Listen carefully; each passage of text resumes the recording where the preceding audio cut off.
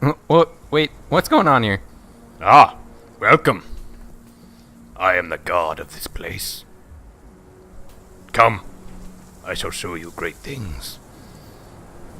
Okay.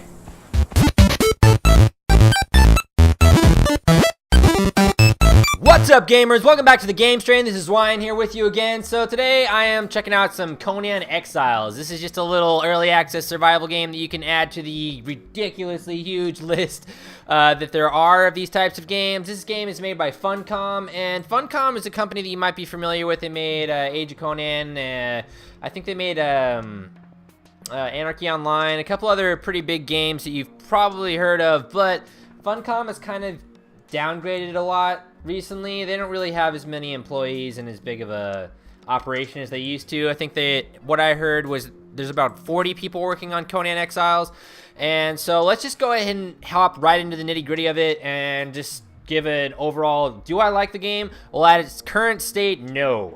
Definitely not. Do not buy this game in its current state. I am just gonna throw that out there right now. The lag in terms of server lag, and then rubber banding, and then just also optimization issues are all just so bad the game is basically unplayable. I mean, my computer is not the top of the line. I've been kind of holding off on upgrading it. I'm gonna upgrade it, relatively soon, but I'm still rocking with the 980 Ti in there with my main graphics card and whatnot, and my processor is a little bit old, but anyway, I can run pretty much anything that's out right now just fine, except for some of these poorly optimized early access games, and Conan Exiles is definitely one of them. So if you checked out this game on Twitch, which holy shit, this game is huge on Twitch right now. It's like the biggest game. It's been, I think it's been the biggest game on Twitch for the past 3 days or 4 days, or ever since it came out. So if you look at the Twitch streams, it's a little bit misleading because A, the people that are playing on those streams have really, really amazing computers, but also B is the main thing is that they're probably playing on a private server that just has a really, really extremely fast connection, because if you just join one of even the official servers that are available for this game right now, it's going to be laggy as shit.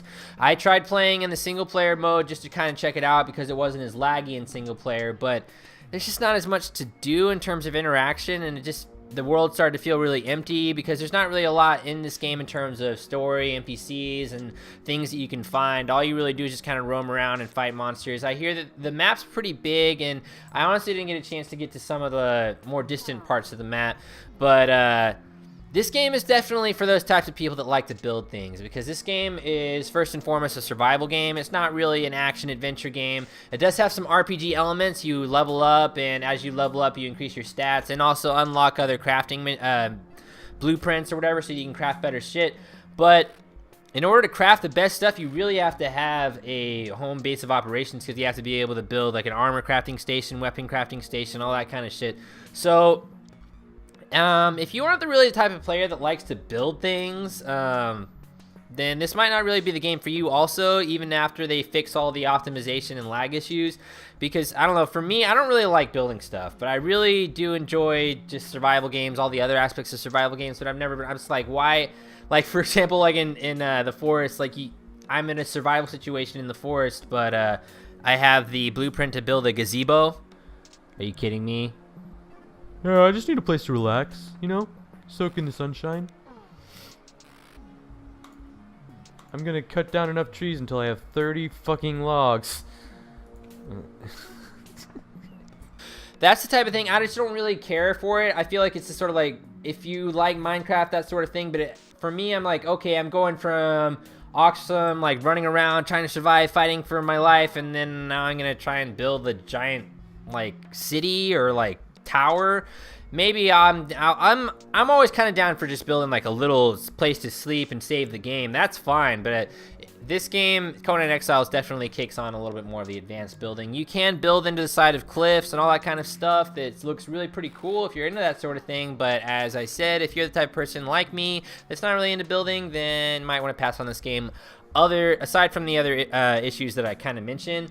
Now, there are some positives to this game, so let's go ahead and get into them now. So the positives, it's a really nice looking game. It runs on the Unreal 4 engine, and the Unreal engine honestly isn't my favorite engine. It's really not. But there's been some pretty awesome games that have come out on it in the past, just the Unreal engine in general. So this is running on the Unreal 4 engine. Looks pretty nice, but they really have some serious optimization issues to do, as I mentioned.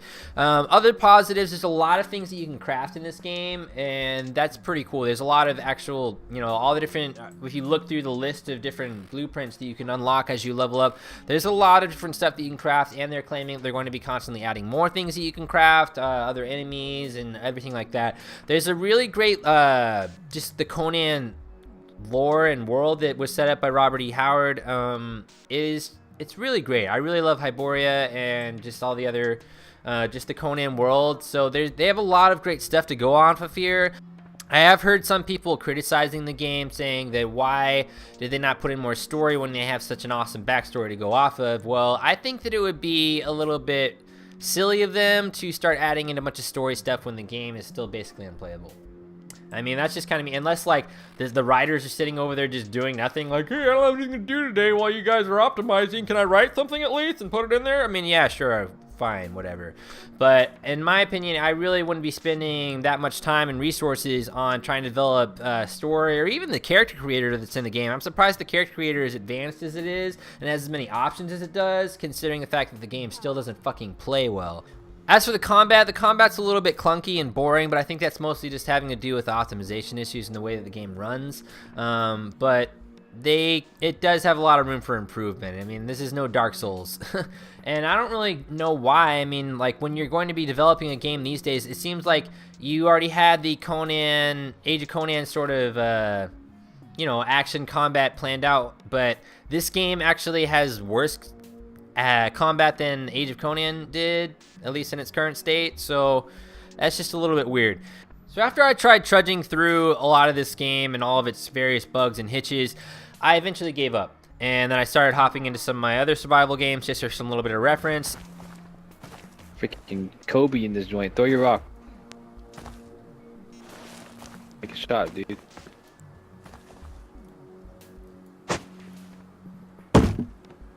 Nice. And that just kind of brings me to the question and discussion that I wanted to sort of hit on before we wrap up this video, is these early access survival games. Is there ever going to be one of them that gets finished?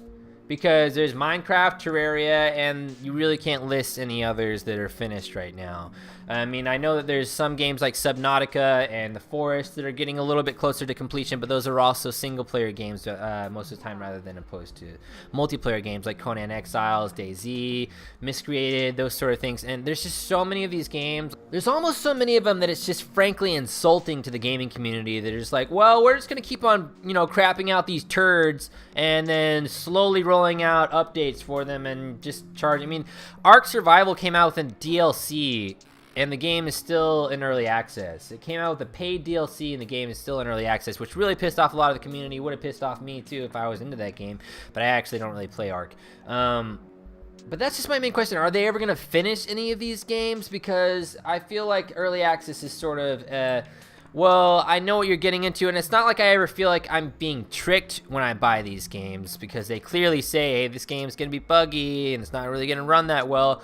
But you kind of enter into it with this sort of open mind feeling at first, at least the first couple of those that you bought years ago, saying, okay, well, they're going to finish this, so whatever. But then you look at games like DayZ, and it's still not done, and you wonder if it's ever going to be done, because if I've logged into DayZ recently, it's still basically unplayable in my opinion. The FPS hitches and just other various just problems with it. And FPS isn't even really the biggest issue in it anymore. It's also just, it's mainly just the combat is so bad. So, I mean, I will say that the combat in Conan Exiles is a little bit better than the combat in DayZ. If you want to say that's a compliment. I wouldn't really say that's a compliment. So yeah, maybe leave a comment down below about what you think about early access survival games, and are they ever going to get finished? Do you like them? Do you not really have that big of a problem with the amount of time that it's taking for a lot of these to come out?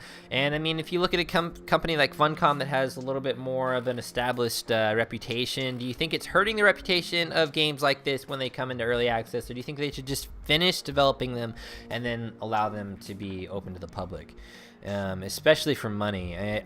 I think that if this early access thing was free, it might cause a little bit less controversy, but that sort of would defeat the whole purpose of the early access, is because a lot of these developers that are smaller indie developers, they need that money in order to continue developing the game. So I don't know. And with that, I think we're gonna wrap it up. As always, thanks for watching. If you like what I'm doing here on the game stream, be sure to hit the subscribe button. It really helps me out. I'm a new channel, so I'm still trying to get that initial following going. I do videos every Monday and Friday here with 2 videos a week. So we're gonna be seeing you here on Monday here on the game stream. So we'll see you then.